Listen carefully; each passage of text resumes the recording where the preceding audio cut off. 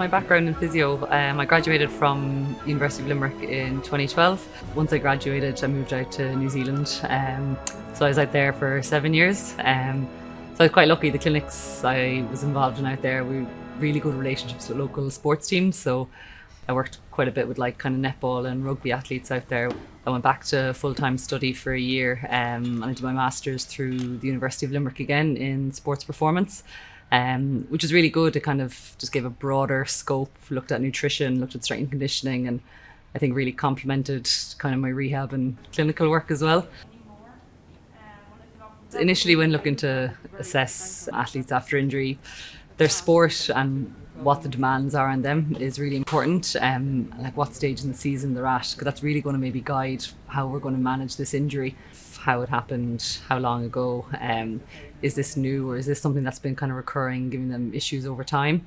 And looking at some tests such as, we have a handheld dynamometer it's called here, it gives us quite nice objective measures on actually how strong the individual muscle groups are around an injury site. We may want to look at some kind of power or force production or plyometric testing. So again, we've got some force plates here so we can really look at their jump quality and that performance aspect for their sport.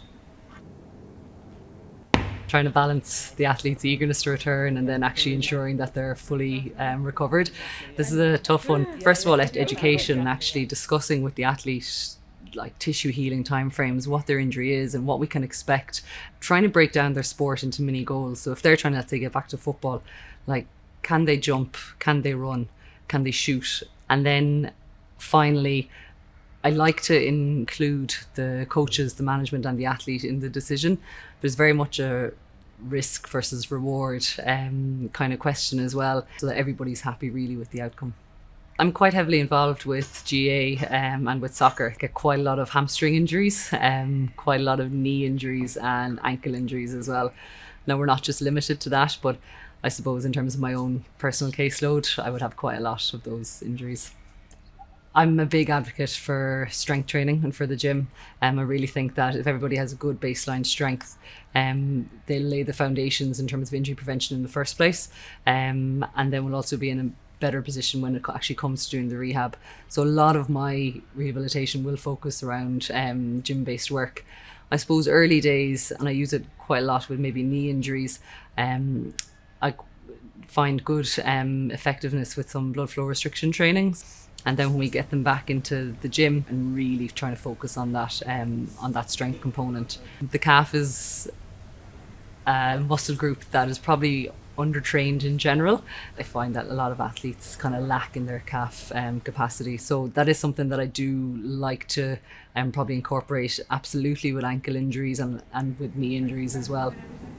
The advice I'd give athletes when to try and manage an injury long term or to return to play, if they can actually complete their training regime without any increase in pain, without any increase in like stiffness or symptoms after it, they're going to be in a far better position to actually not have injuries recurring.